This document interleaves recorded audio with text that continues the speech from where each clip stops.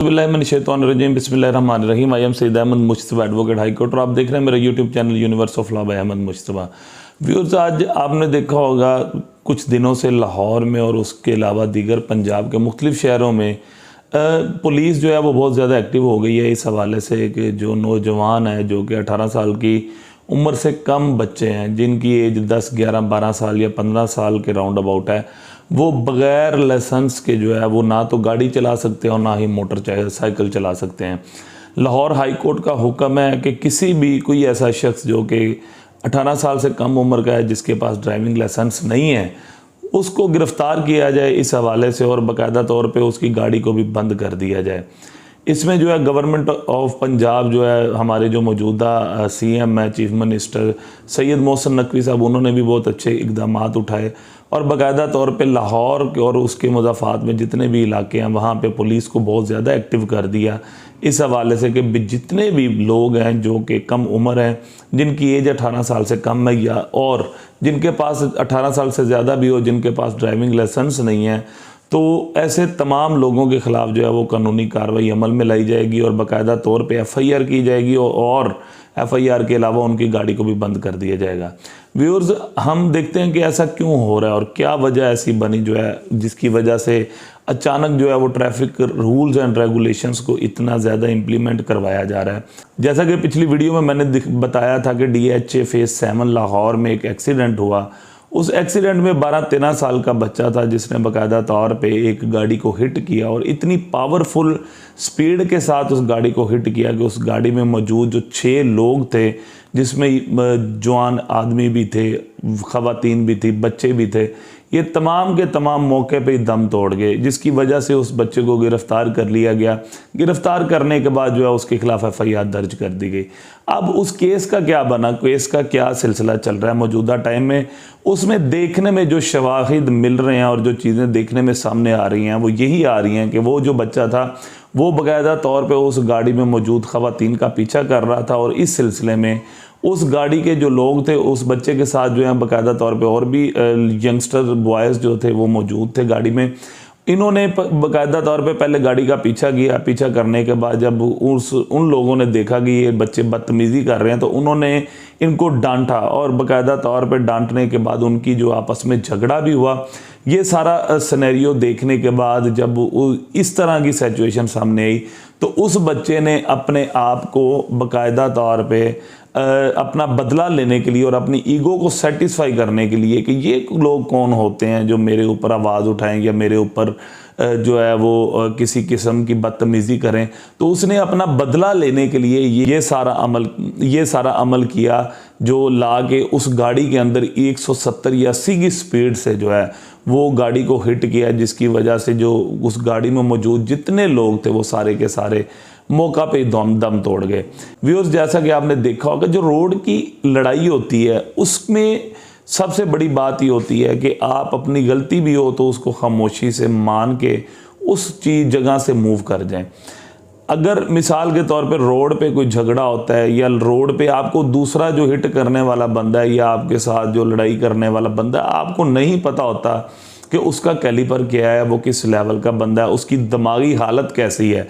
मैं किसी और चीज़ की बात नहीं करता कि वो अमीर ज़्यादा होगा, उसके पास गन मौजूद होगी या कुछ भी है। सिर्फ ये चीज़ सोच के कि जिसके साथ आपकी एक गाड़ी की रगड़ की वजह से या मोटर बाइक की रगड़ की वजह से लड़ाई हो रही है। इवन के पिछले दिनों मैं जा रहा था तो मैंने देखा कि एक बाइकर ने कल्टस गाड़ी को हल्का सा हिट किया, तो उसकी वजह से जो कल्टस उसने जो बाइकर था उसने अपना कसूर ना समझा और वो अपनी बाइक खड़ी करके कल्टस गाड़ी से और फ्रंट लाइन पे आ गया और बाकायदा तौर पे अपने साथ उसने पिस्टल लगाया, उसका पिस्टल निकाल के जो है वो कल्टस वाले को थ्रेट करना शुरू कर दिया।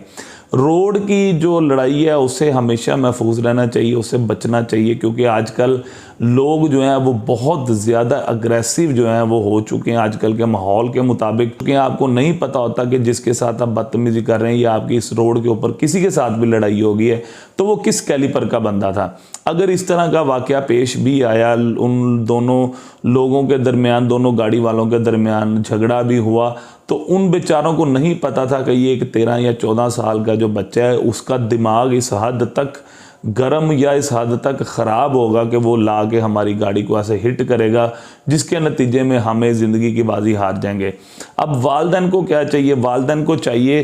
कि खुदारा अपने जो यंगस्टर बच्चे हैं उनकी एक्टिविटीज़ पे नज़र रखें। उसके अलावा जो गाड़ी देते हैं, किसी को बाइक लेके दे देते हैं, बच्चा जो है वो कोई काम भी ना करे लेकिन घर में अपने सारे मामलात को खुश करने के लिए, लोगों को दिखाने के लिए कि देखें जी हमारे तो छोटे छोटे बच्चों के पास गाड़ियाँ, उनको गाड़ियाँ दे दी, मोटरसाइकिलें दे दी। लेकिन आपको नहीं पता कि जो बच्चा मोटरसाइकिल या बाइक या गाड़ी लेके जा रहा है वो उस गाड़ी का क्या इस्तेमाल कर रहा है, वो किन दोस्तों के साथ वो सैर सपाटा कर रहा है, कैसे लोगों के साथ उसका उठना बैठना बन गया है। और सबसे जो अहम और इम्पोर्टेंट बात है, वो गाड़ी के अंदर किस किस्म की मनशियात ले रहा है या कौन कौन से लोगों को एक जगह से दूसरी जगह ट्रैवल करवा रहा है। इसके अलावा उसके पास लाइसेंस मौजूद नहीं है, जो कि पाकिस्तानी कानून के मुताबिक एक इनलीगल और अनलॉफुल अमल है। इसके अलावा जो सबसे मेन चीज़ है वो ये है कि उस बच्चे को गाड़ी चलाने का भी सलीका नहीं है। पाकिस्तानी कानून के मुताबिक, मैंने पहले भी बताया था, मोटर व्हीकल ऑर्डिनेंस के मुताबिक जो है वो एज 18 साल है। एज 18 साल की होने के बाद आपसे गाड़ी चलवा के देखी जाएगी, देखा जाएगा कि आप इस कैलिपर के हैं कि आपको लाइसेंस इशू किया है। जब आपके पास लाइसेंस मौजूद होता है तो बाकायदा तौर पर लीगली ऑथराइज्ड होते हैं कि आप उस गाड़ी को चला सकते हैं। इसमें फिर जो है वो देखा जाता है कि आपके पास लाइसेंस मौजूद है, तो ये जो आपके ऊपर कदगन लगी होती है कि बगैर लाइसेंस के गाड़ी चला रहा था, ये आपकी जो है वो चीज़ ख़त्म हो जाती है। इसके अलावा नुकसान जो है वो सबसे बड़ी ये चीज़ है, अगर आपका बच्चा कोई एक्सीडेंट कर देता है तो उसमें उसकी ज़िंदगी महफूज होगी। सबसे पहला ख़तरा जो है वो डेंजर जो है वो उसकी अपनी ज़िंदगी के साथ है। दूसरी बात में दूसरों लोगों की ज़िंदगी भी साथ उतनी ही इम्पोर्टेंट है जिसकी कि उसकी अपनी ज़ाती ज़िंदगी। इसके अलावा जैसे ये बच्चा महफूज तो रहा लेकिन उसका क्रिमिनल रिकॉर्ड बन गया, इवन कि उसकी FIR में 302 भी आज़ाद किया जा चुका है, यानी कि 302 भी लग गई है। इसके अलावा 322 वो ऑलरेडी लगी हुई है। और इसके अलावा उसका जो क्रिमिनल रिकॉर्ड है वो ख़राब हो चुका है। वो 14 साल की उम्र में जेल चला गया। अब उसका क्या फ्यूचर है, क्या करेगा? वो सारी ज़िंदगी जेल में, वो सारी ज़िंदगी जेल में मतलब जलता रहेगा और उसका जो फ्यूचर है वो बच्चे का तबाह हो चुका है। और इस सारे प्रोसीजर में 50% जो कसूर है वो उनके पेरेंट्स का है।